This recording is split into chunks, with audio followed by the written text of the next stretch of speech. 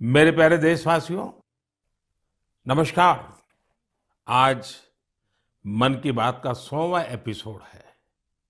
मुझे आप सबकी हजारों चिट्ठियां मिली हैं, लाखों संदेश मिले हैं और मैंने कोशिश की है कि ज्यादा से ज्यादा चिट्ठियों को पढ़ पाऊं, देख पाऊं, संदेशों को जरा समझने की कोशिश करूं। आपके पत्र पढ़ते हुए कई बार मैं भावुक हुआ, भावनाओं से भर गया, भावनाओं में बह गया और खुद को फिर संभाल भी लिया। आपने मुझे मन की बात के 100वें एपिसोड पर बधाई दी है, लेकिन मैं सच्चे दिल से कहता हूं, दरअसल बधाई के पात्र तो आप सभी मन की बात के श्रोता है, हमारे देशवासी हैं। मन की बात कोटि कोटि भारतीयों के मन की बात है, उनकी भावनाओं का प्रकटीकरण है।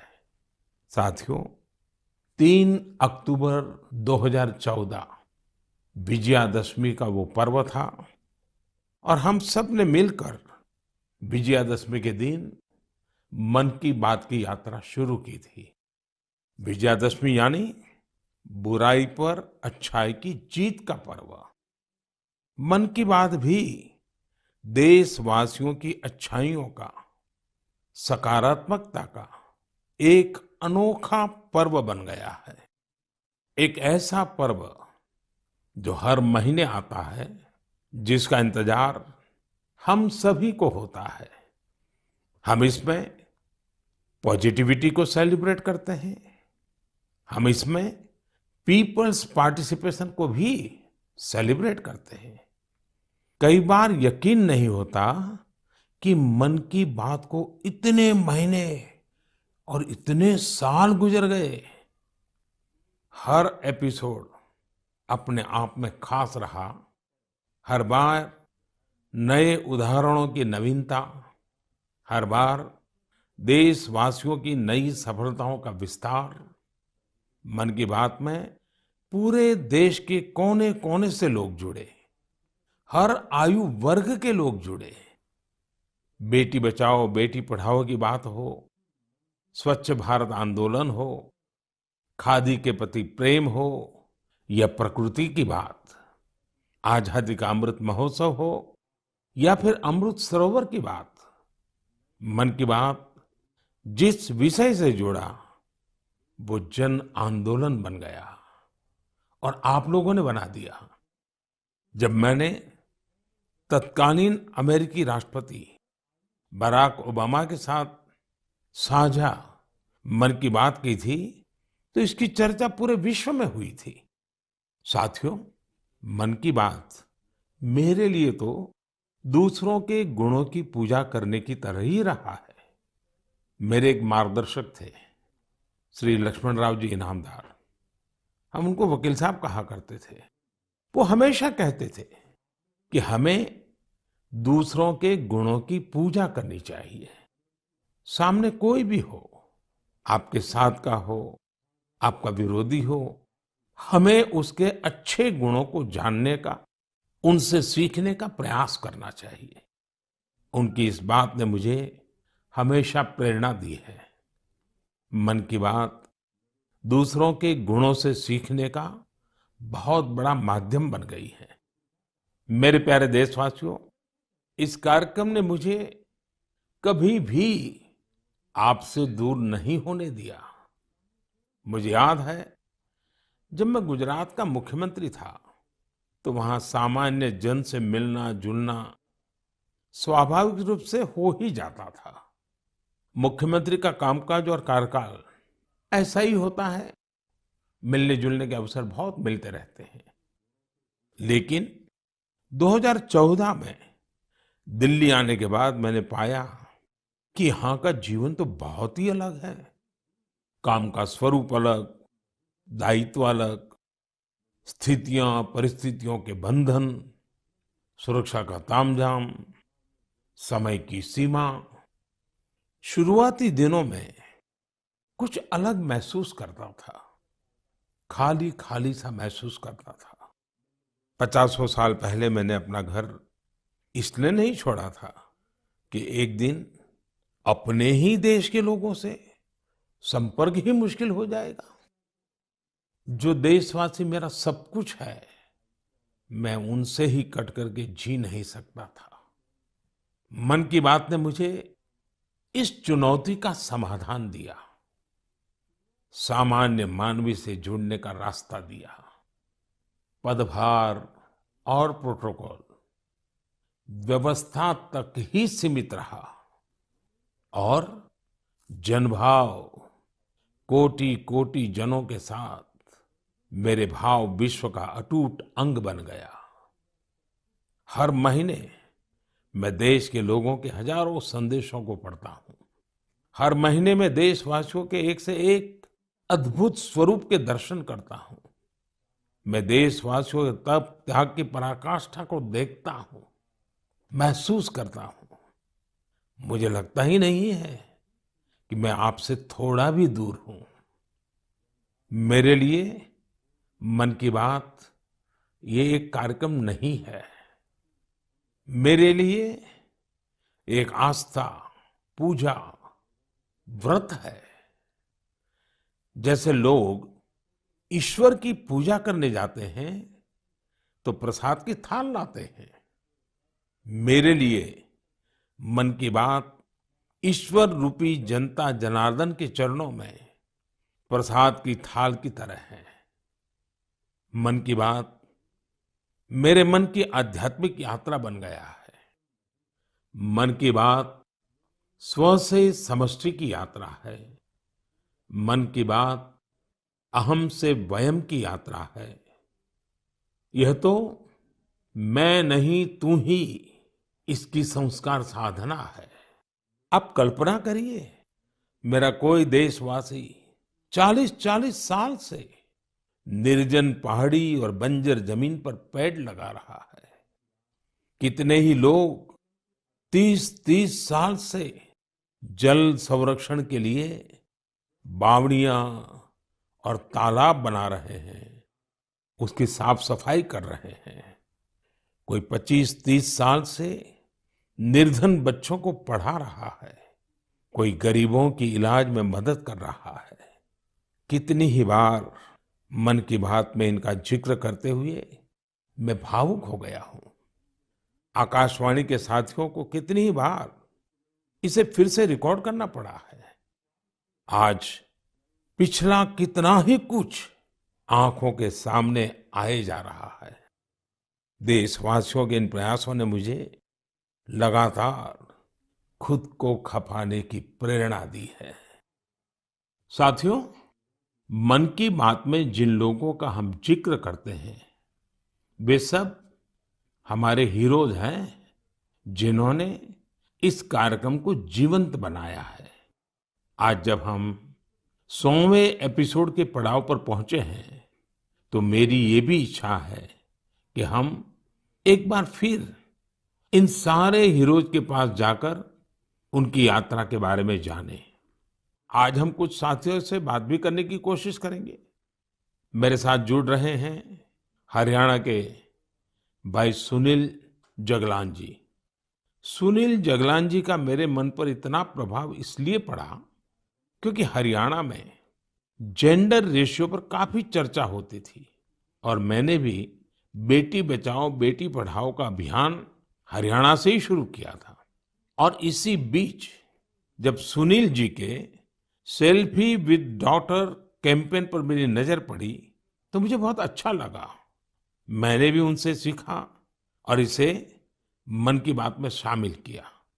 देखते ही देखते सेल्फी विद डॉटर एक ग्लोबल कैंपेन में बदल गया और इसमें मुद्दा सेल्फी नहीं थी, टेक्नोलॉजी नहीं थी।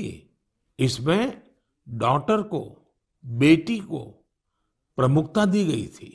जीवन में बेटी का स्थान कितना बड़ा होता है, इस अभियान से यह भी प्रकट हुआ। ऐसे ही अनेकों प्रयासों का परिणाम है कि आज हरियाणा में जेंडर रेशियो में सुधार आया है। आइए आज सुनील जी से ही कुछ गप मार लेते हैं। नमस्कार सुनील जी। नमस्कार सर। मेरी खुशी बहुत बढ़ गई है सर आपकी आवाज सुनकर। Sunil ji, selfie with daughter हर किसी को याद है। अब जब इसकी फिर चर्चा हो रही है तो आपको कैसा लग रहा है? प्रधानमंत्री जी, ये असल में आपने जो हमारे प्रदेश हरियाणा से पानीपत की चौथी लड़ाई बेटियों के चेहरे पे मुस्कुराहट लाने के लिए शुरू की थी, जिसे आपके नेतृत्व में पूरे देश ने जीतने की कोशिश की है, तो वाकई ये मेरे लिए और हर बेटी के पिता और बेटियों को चाहने वालों के लिए बहुत बड़ी बात है। सुनील जी, अब आपकी बिटिया कैसी है? आजकल क्या कर रही है? जी, मेरी बेटियां नंदनी और याचिका है। एक 7th क्लास में पढ़ रही है, एक 4th क्लास में पढ़ रही है और आपकी बड़ी प्रशंसक हैं। आपकी उन्होंने आपके लिए थैंक यू प्राइम मिनिस्टर करके अपनी क्लासमेट्स जो हैं लेटर भी लिखवाए थे असल में। वाह वाह वाह वाह अच्छा, बिटिया को आप मेरा और मन की बात के श्रोताओं का खूब सारा आशीर्वाद दीजिए। बहुत बहुत शुक्रिया जी, आपकी वजह से देश की बेटियों के चेहरे पे लगातार मुस्कान बढ़ रही है। बहुत बहुत धन्यवाद सुनील जी। जी शुक्रिया। साथियों, मुझे इस बात का बहुत संतोष है कि मन की बात में हमने देश की नारी शक्ति की सैकड़ों प्रेरणादायी गाथाओं का जिक्र किया है। चाहे हमारी सेना हो या फिर खेल जगत हो, मैंने जब भी महिलाओं की उपलब्धियों पर बात की है उसकी खूब प्रशंसा हुई है। जैसे हमने छत्तीसगढ़ के देउर गांव की महिलाओं की चर्चा की थी। ये महिलाएं स्वयं सहायता समूहों के जरिए गांव के चौराहों, सड़कों और मंदिरों की सफाई के लिए अभियान चलाती हैं। ऐसे ही तमिलनाडु की वो आदिवासी महिलाएं जिन्होंने हजारों इको फ्रेंडली टेराकोटा कप्स निर्यात किए, उनसे भी देश ने खूब प्रेरणा ली। तमिलनाडु में ही 20,000 महिलाओं ने साथ आकर वेल्लोर में नाग नदी को पुनर्जीवित किया था। ऐसे कितने ही अभियानों को हमारी नारी शक्ति ने नेतृत्व दिया है और मन की बात उनके प्रयासों को सामने लाने का मंच बना है। साथियों, अब हमारे साथ फोन लाइन पर एक और सज्जन मौजूद है। इनका नाम है मंजूर अहमद। मन की बात में जम्मू कश्मीर की पेंसिल स्लेट्स के बारे में बताते हुए मंजूर अहमद जी का जिक्र हुआ था। मंजूर जी, कैसे हैं आप? थैंक यू सर, बड़े अच्छे से है सर। मन की बात के इस 100वें एपिसोड में आपसे बात करके मुझे बहुत अच्छा लग रहा है। Thank you sir. अच्छा, ये पेंसिल स्लेट्स वाला काम कैसा चल रहा है?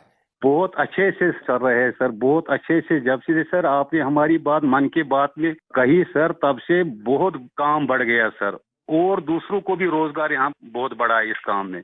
कितने लोगों को अब रोजगार मिलता होगा? अभी मेरे पास 200 प्लस है। अरे वाह मुझे बहुत खुशी हुई। जी सर, जी सर। अभी 1-2 महीने में अभी मैं इसको एक्सपांड कर रहा हूँ कि और 200 लोगों को रोजगार बढ़ जाएगा सर। वाह वाह वाह। देखिए मंजूर जी, जी सर। मुझे बराबर याद है, और उस दिन आपने मुझे कहा था कि ये एक ऐसा काम है जिसकी न कोई पहचान है, न स्वयं की पहचान है, और आपको बड़ी पीड़ा भी थी और इस वजह से आपको काफी बड़ी मुश्किलें होती थी, वो भी आप कह रहे थे। लेकिन अब तो पहचान भी बन गई और 200 से ज्यादा लोगों को रोजगार दे रहे हैं। जी सर, जी सर। और नया एक्सपांशन करके और 200 लोगों को रोजगार दे रहे हैं। ये तो बहुत खुशी की खबर दी आपने। एवं सर, यहाँ पे जो फार्मर है सर, उनका भी बहुत बड़ा इसमें फायदा मिला सर। तब से हाँ हाँ। 2000 का ट्री बेचते थे, अभी वही ट्री 5000 तक पहुँच गया सर। इतनी डिमांड बढ़ गई सर इसमें तब से, और अपनी पहचान भी बन गई। इसमें बहुत से आर्डर है अपने पास सर। अभी मैं आगे 1-2 महीने में और एक्सपेंड करके और 200-250 2-4 गाँव में जितने भी लड़के लड़की हैं इसमें एडजस्ट हो सकता है, उनका भी रोजी रोटी चल सकता है सर। देखिए मंजूर जी, वोकल फॉर लोकल की ताकत कितनी जबरदस्त है, आपने धरती पर उतार के दिखा दिया है। जी सर, जी सर। मेरी तरफ से आपको और गांव के सभी किसानों को और आपके साथ काम कर रहे हैं सभी साथियों को भी मेरी तरफ से बहुत बहुत शुभकामनाएं। धन्यवाद भैया। धन्यवाद सर। साथियों, हमारे देश में ऐसे कितने ही प्रतिभाशाली लोग हैं जो अपनी मेहनत के बलबूते ही सफलता के शिखर तक पहुंचे हैं। मुझे याद है विशाखापट्टनम के वेंकट मुरली प्रसाद जी ने एक आत्मनिर्भर भारत चार्ट शेयर किया था। उन्होंने बताया था कि वो कैसे ज्यादा से ज्यादा भारतीय प्रोडक्ट्स ही इस्तेमाल करेंगे। जब बेतिया के प्रमोद जी ने एलईडी बल्ब बनाने की छोटी यूनिट लगाई, या गढ़मुक्तेश्वर के संतोष जी ने मैट्स बनाने का काम किया, मन की बात ही उनके उत्पादों को सबके सामने लाने का माध्यम बना। हमने मेक इन इंडिया के अनेक उदाहरणों से लेकर स्पेस स्टार्टअप्स तक की चर्चा मन की बात में की है। साथियों, आपको याद होगा, कुछ एपिसोड पहले मैंने मणिपुर की बहन विजय शांति देवी जी का भी जिक्र किया था। विजय शांति जी कमल के रेशों से कपड़े बनाती हैं। मन की बात में उनके इस अनोखे इको फ्रेंडली आइडिया की बात हुई तो उनका काम और पॉपुलर हो गया। आज विजय शांति जी फोन पर हमारे साथ हैं। नमस्ते Vijay Shanti ji, how are you? Sir, I am fine. And how is your work going on? Sir, still working along with my 30 women. In such a short period you have reached 30% team. Yes, sir. This year also more expand with 100 women in my area. So your target is 100 women. Yeah, 100 women. And now people are familiar with this lotus stem fiber? Yes, sir. Everyone know from Man Ki Baat program all over India. So now it's very popular. Yes, sir. From Prime Minister Man Ki Baat program, everyone knows about the lotus fiber. So now you got the market also. Yes, sir. I have got a market from USA also. They want to buy in bulk, in large quantities. But I want to give from this year to send the US also. So now you are exporter. Yes, sir. From this year, I export our product made in India, lotus fiber. So when I say vocal for local and now local for global. Yes, sir. I want to reach my product all over the globe of world. So congratulations and wish you best luck. Thank you, sir. Thank you. Thank you, Vijaya Shanti. Thank you, sir. साथियों, मन की बात की एक और विशेषता रही है। मन की बात के जरिए कितने ही जन आंदोलन ने जन्म भी लिया है और गति भी पकड़ी है। जैसे हमारे खिलौने, हमारी टॉय इंडस्ट्री को फिर से स्थापित करने का मिशन मन की बात से ही तो शुरू हुआ था। भारतीय नस्ल के श्वान, हमारे देशी डॉग्स, उसको लेकर जागरूकता बढ़ाने की शुरुआत भी तो मन की बात से ही की थी। हमने एक और मुहिम शुरू की थी कि हम गरीब छोटे दुकानदारों से मोलभाव नहीं करेंगे, झगड़ा नहीं करेंगे। जब हर घर तिरंगा मुहिम शुरू हुई, तब भी मन की बात ने देशवासियों को इस संकल्प से जोड़ने में खूब भूमिका निभाई।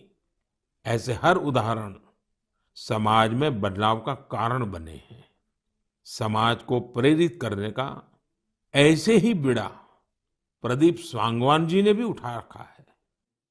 मन की बात में हमने प्रदीप सांगवान जी की हीलिंग हिमालयज अभियान की चर्चा की थी। वो फोन लाइन पर हमारे साथ हैं। प्रदीप जी नमस्कार। सर जय हिंद। जय हिंद, जय हिंद भैया। कैसे हैं आप? सर बहुत बढ़िया, आपकी आवाज सुन के और भी अच्छी। आपने हिमालय को हील करने को सोची, हाँ जी सर। अभियान भी चलाया। आजकल आपका कैंपेन कैसा चल रहा है? सर बहुत अच्छा चल रहा है। 2020 से ऐसा मानिए कि जितना काम हम 5 साल में करते थे, अब वो 1 साल में ही हो जाता है। अरे वाह। हाँ जी सर। शुरुआत बहुत नर्वस हुई थी, बहुत डर था इस बात को लेके कि जिंदगी भर ये कर पाएंगे नहीं कर पाएंगे, पर थोड़ा सपोर्ट मिला और 2020 तक हम बहुत स्ट्रगल भी कर रहे थे। ऑनेस्टली लोग बहुत कम जुड़ रहे थे, बहुत सारे ऐसे लोग थे जो कि सपोर्ट नहीं कर पा रहे थे, हमारी मुहिम को इतना तवज्जो भी नहीं दे रहे थे। बट 2020 के बाद जब मन की बात में जिक्र हुआ, उसके बाद बहुत सारी चीजें बदल गई। मतलब पहले हम साल में 6-7 क्लीनिंग ड्राइव कर पाते थे, 10 क्लीनिंग ड्राइव कर पाते थे। आज की डेट में हम डेली बेसिस पे 5 टन कचरा इकट्ठा करते हैं अलग अलग लोकेशन से। अरे वाह। मन की बात में जिक्र होने के बाद आप सर बिलीव करें मेरी बात को कि मैं ऑलमोस्ट गिव अप करने की स्टेज पे था एक टाइम पे, और उसके बाद फिर बहुत सारा बदलाव आया मेरे जीवन में और चीजें इतनी स्पीड अप हो गई कि जो चीजें हमने सोची नहीं थी। सो आई एम रियली थैंकफुल कि पता नहीं कैसे हमारे जैसे लोगों को आप ढूंढ लेते हैं, कौन इतनी दूर दराज एरिया में काम करता है, हिमालय के क्षेत्र में जाके बैठ के हम काम कर रहे हैं, सॉल्टिट्यूड पे काम कर रहे हैं, वहां पे आपने ढूंढा हमें, हमारे काम को दुनिया के सामने लेके आए। तो मेरे लिए बहुत इमोशनल मोमेंट था तब भी और आज भी कि मैं हमारे देश के जो प्रथम सेवक हैं उनसे मैं बातचीत कर पा रहा हूँ। मेरे लिए इससे बड़ी सौभाग्य की बात नहीं हो सकती। प्रदीप जी, आप तो हिमालय के चोटियों पर सच्चे अर्थ में साधना कर रहे हैं और मुझे पक्का विश्वास है अब आपका नाम सुनते ही लोगों को याद आ जाता है कि आप कैसे पहाड़ों की स्वच्छता अभियान में जुड़े हैं। हाँ जी सर। और जैसा आपने बताया कि अब तो बहुत बड़ी टीम बनती जा रही है और आप इतनी बड़ी मात्रा में डेली काम कर रहे हैं, हाँ जी सर। और मुझे पूरा विश्वास है कि आपके इन प्रयासों से, उसकी चर्चा से अब तो कितने ही पर्वतारोही स्वच्छता से जुड़े फोटो पोस्ट करने लगे हैं। हाँ जी सर, बहुत।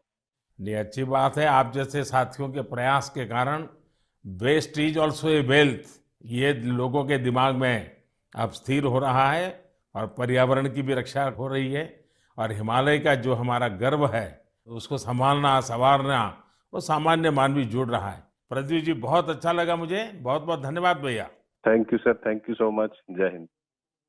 साथियों, आज देश में टूरिज्म बहुत तेजी से ग्रो कर रहा है। हमारे ये प्राकृतिक संसाधन हो, नदियां, पहाड़, तालाब या फिर हमारे तीर्थ स्थल हो, उन्हें साफ रखना बहुत जरूरी है। ये टूरिज्म इंडस्ट्री की बहुत मदद करेगा। पर्यटन में स्वच्छता के साथ साथ हमने इनक्रेडिबल इंडिया मूवमेंट की भी कई बार चर्चा की है। इस मूवमेंट से लोगों को पहली बार ऐसे कितनी जगहों के बारे में पता चला जो उनके आसपास ही थे। मैं हमेशा ही कहता हूं कि हमें विदेशों में टूरिज्म पर जाने से पहले हमारे देश के कम से कम 15 टूरिस्ट डेस्टिनेशन पर जरूर जाना चाहिए। और यह डेस्टिनेशन जिस राज्य में आप रहते हैं वहां के नहीं होने चाहिए, आपके राज्य से बाहर किसी अन्य राज्य के होने चाहिए। ऐसे ही हमने स्वच्छ सियाचिन, सिंगल यूज प्लास्टिक और ई वेस्ट जैसे गंभीर विषयों पर भी लगातार बात की है। आज पूरी दुनिया पर्यावरण के जिस इशू को लेकर इतना परेशान है, उसके समाधान में मन की बात का ये प्रयास बहुत अहम है। साथियों, मन की बात को लेकर मुझे इस बार एक और खास संदेश यूनेस्को की डीजी ऑद्रे ऑजुले का आया है। उन्होंने सभी देशवासियों को 100 एपिसोड के इस शानदार जर्नी के लिए शुभकामनाएं दी हैं। साथ ही उन्होंने कुछ सवाल भी पूछे हैं। आइए पहले यूनेस्को की डीजी के मन की बात सुनते हैं। Namaste, Excellency, dear Prime Minister. On behalf of UNESCO, I thank you for this opportunity to be part of the 100th episode of the Man Ki Baat radio broadcast. UNESCO and India have a long common history. We have very strong partnerships together in all areas of our mandate: education, science, culture, and information. And I would like to take this opportunity today to talk about the importance of education. UNESCO is working with its member states to ensure that everyone in the world has access to quality education by 2030. With the largest population in the world, could you please explain the Indian way to achieving this objective? UNESCO also works to support culture and protect heritage. And India is chairing the G20 this year. World leaders will be coming to Delhi for this event. Excellency, how does India want to put culture and education at the top of the international agenda?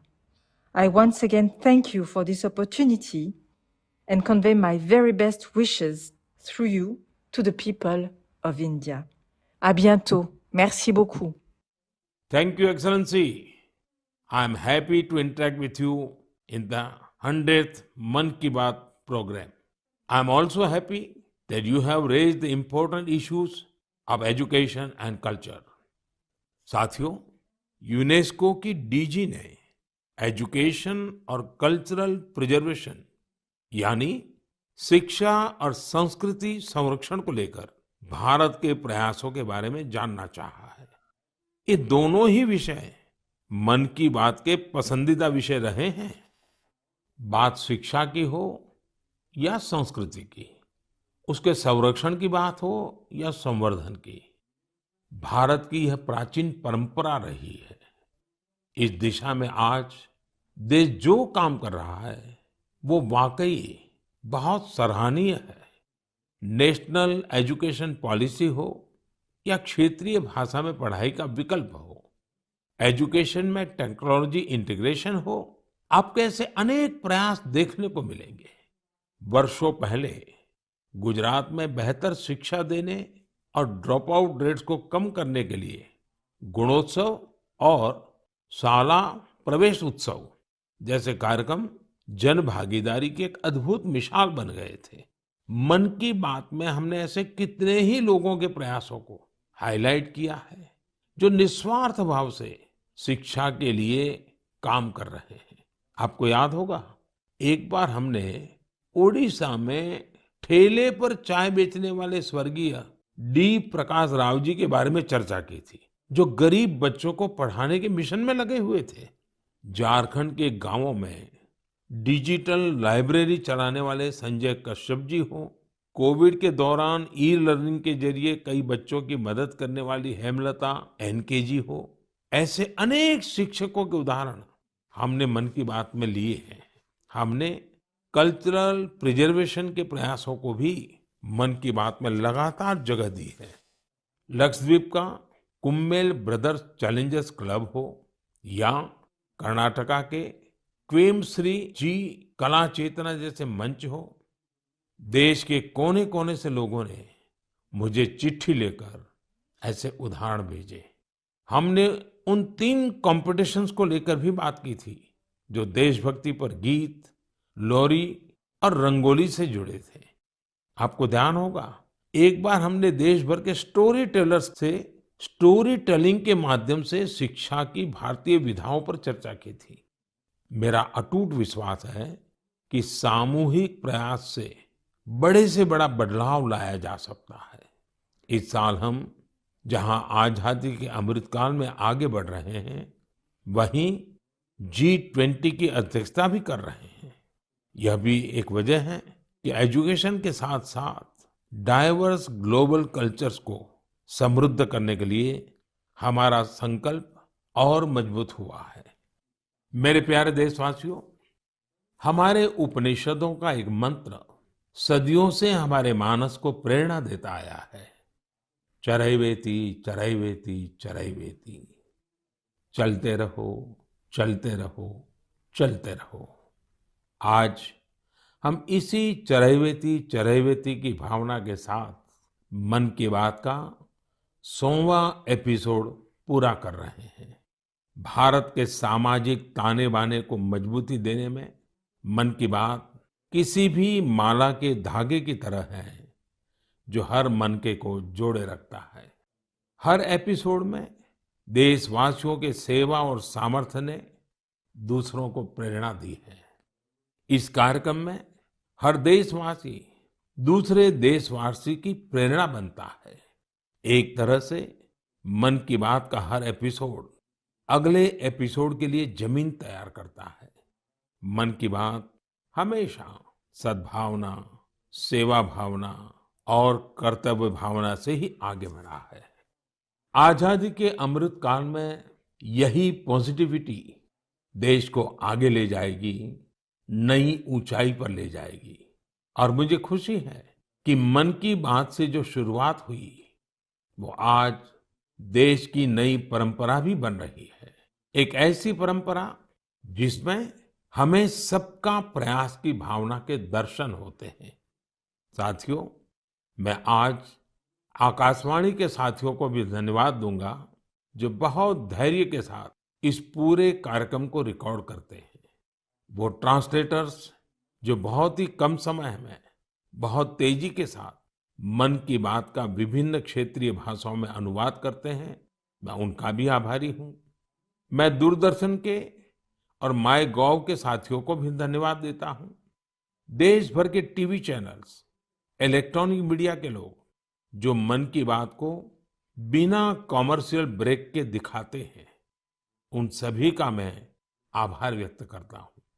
और आखिरी में मैं उनका भी आभार व्यक्त करूंगा जो मन की बात की कमान संभाले हुए हैं, भारत के लोग, भारत में आस्था रखने वाले लोग। ये सब कुछ आपकी प्रेरणा और ताकत से ही संभव हो पाया है। साथियों, वैसे तो मेरे मन में आज इतना कुछ कहने को है कि समय और शब्द दोनों कम पड़ रहे हैं, लेकिन मुझे विश्वास है कि आप सब मेरे भावों को समझेंगे, मेरी भावनाओं को समझेंगे। आपके परिवार के ही एक सदस्य के रूप में मन की बात के सहारे आपके बीच में रहा हूं, आपके बीच में रहूंगा। अगले महीने हम एक बार फिर मिलेंगे, फिर से नए विषयों और नई जानकारियों के साथ देशवासियों की सफलताओं को सेलिब्रेट करेंगे। तब तक के लिए मुझे विदा दीजिए और अपना और अपनों का खूब ख्याल रखिए। बहुत बहुत धन्यवाद। नमस्कार।